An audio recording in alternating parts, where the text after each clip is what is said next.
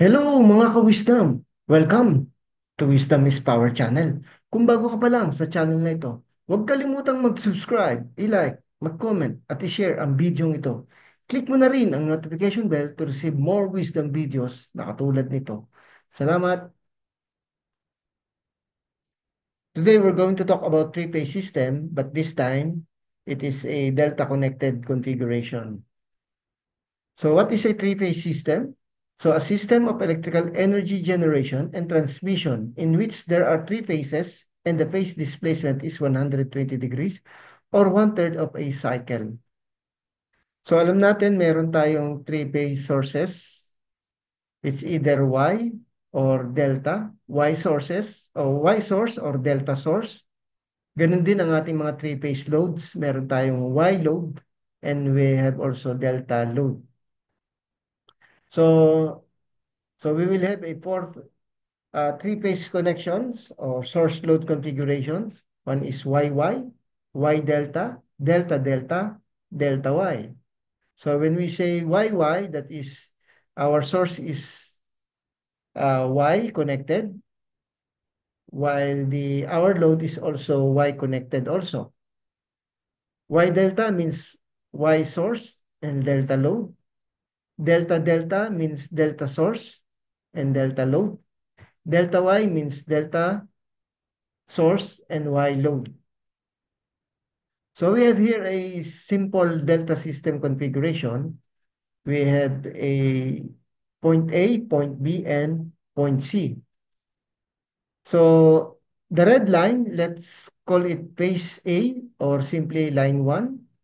The yellow one is phase B or line 2. And the blue line, let's call it phase C or line 3. So the voltage between line 1 and line 2, we call it V sub AB. While the voltage between line 2 and line 3, we call it VBC. And the voltage between line 3 and line 1, we call it VCA. So we call them line-to-line voltage or simply line voltages. While the voltage between point A and point B, we call it VAB also. The voltage between point B and point C, we call it VBC. And the voltage between point C and point A, we call it VCA. These voltages, we simply call these phase voltages. So for the current from source, from our three-phase source to point A, we call it I sub A. The current from source to point B, we call it I sub B. And the current from source to point C, we call it I sub C. These currents, we call these currents as line currents. The current from point A to point B, we call it I sub AB. The current from point B to C, to point C, we call it I sub BC. And the current from point C to point A, we call it I sub CA. And again, these currents, we call these currents as phase currents. So for the delta characteristics, when it comes to voltage, the line-to-line voltage or the line voltage is equal to the phase voltage.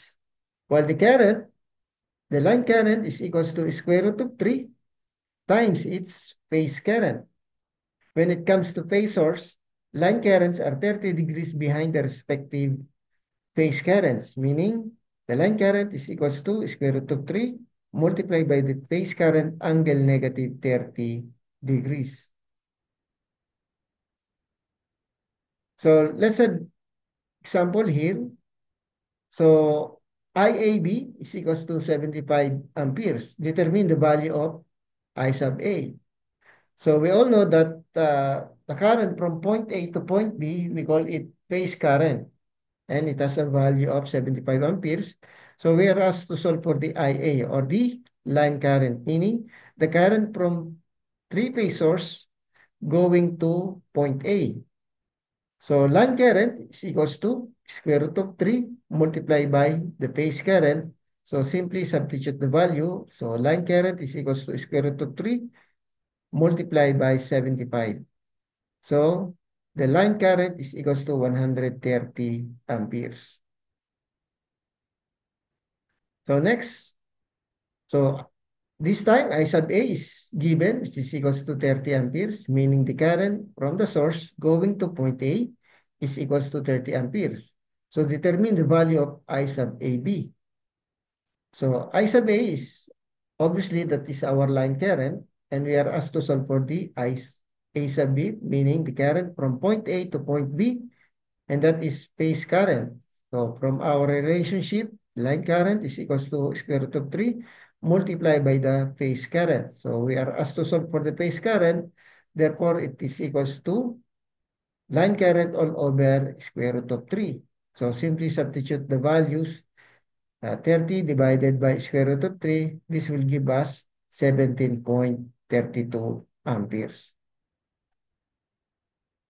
Okay, for power relationships, we can use these power formulas. If we want to use the phase quantities, that is equals to P is equals to 3 multiplied by the phase voltage multiplied by the phase current multiplied by cosine theta. If we're going to use line quantities, then power is equals to square root of 3 line voltage multiplied by the line voltage multiplied by the line current multiplied by cosine theta. But we all know that cosine theta is equals to power factor. Therefore, we can use or substitute the power factor instead of cosine theta. The same thing with square root of 3 multiplied by the line quantities multiplied by the power factor. Same thing with real power. So that is P is equals to square root of 3 B sub L, I sub L, cosine theta, and the unit is watts or kilowatts or megawatts. So some books, real power is also called true power and active power. For the reactive power, we use the trigonometric function sign. And our unit is bar or volt ampere reactive or K bar or M bar. So apparent power or S is equals to square root of 3 multiplied by the line voltage multiplied by the line current. And our unit is volt ampere or simply kVA or MVA. So note, theta is the angle between the phase voltage and the phase current, or it is the impedance angle. The same thing with phase quantities in each phase of a delta connected configurations. So we use this formula for real, reactive, and apparent power. So remember, these equations are valid for balanced loads only. So when we say balanced system, all three phase voltages are equal in magnitude. All phase voltages are in phase by each other, meaning they are separated 120 degrees.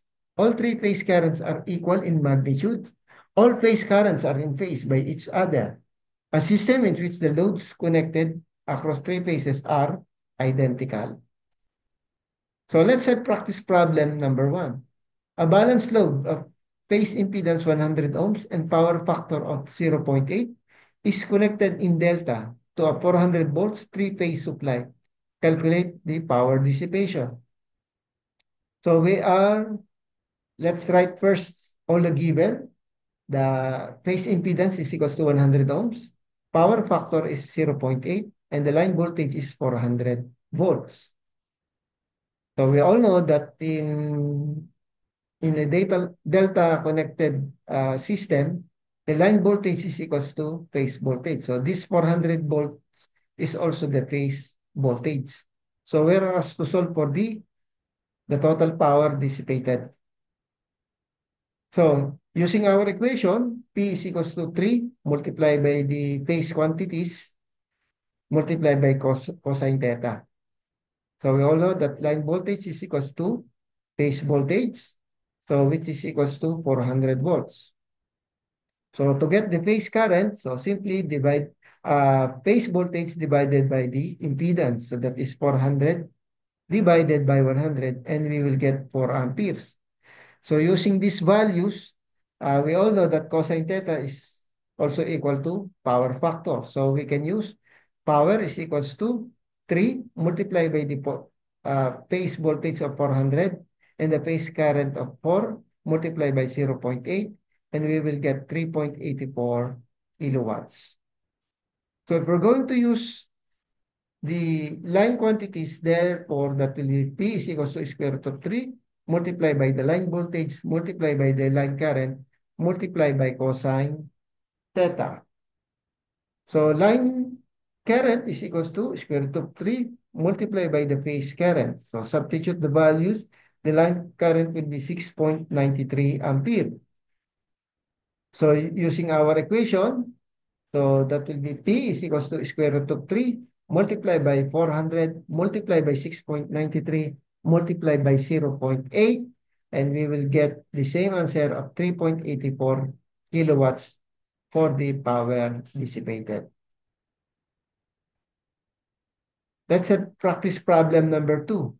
A balanced delta connected load takes a phase current of 15 amperes at a power factor of 0.7 when connected to a 115 volts 50 hertz three-phase supply. Calculate, letter A, the power drawn from the supply and the resistance in each phase load. So let's write all the given first. The phase current is equals to 15 amperes. The power factor is 0.7. The line voltage is 115 volts and the frequency is 50 hertz. So we are asked to solve for the power and the resistance in its phase. So for our solution, we will use again our formula using the phase quantities. The line voltage is also equal to the phase voltage, which is 115 volts. So substitute these values to our equation, and we will get power is equals to 3.62 kilowatts. So the same thing, if we're going to use the line quantities, therefore the power is equals to line voltage is equal to base voltage, which is equals to 115 volts. So line current, let us solve the line current, that is equals to square root of 3 multiplied by phase current, and that will be equals to 25.98. So substitute these values to our equation, and we will get the same answer of power is equals to 3.62 kilowatts. So whether we use line quantities or phase quantities, we will arrive with the same answer. So for letter B, solving for the resistance, the power per phase, of course, that will be total power divided by 3. So our total power is 3.62 kilowatts divided by 3, and we will get 1.21 kilowatts. So based from this power per phase, so we can now solve for the resistance per phase. So that will be R is equals to power per phase all over the square of the current per phase. So 1.21 times 10 to the positive 3 all over 15 squared, because that is our phase current. So solving for the resistance, this will give us 5.38 ohms. So that's all mga ka-wisdom. Again, kung bago ka pa lang sa channel na ito, huwag kalimutang mag-subscribe, i-like, mag-comment at i-share ang video ito. Click mo na rin ang notification bell to receive more wisdom videos na katulad nito. Salamat!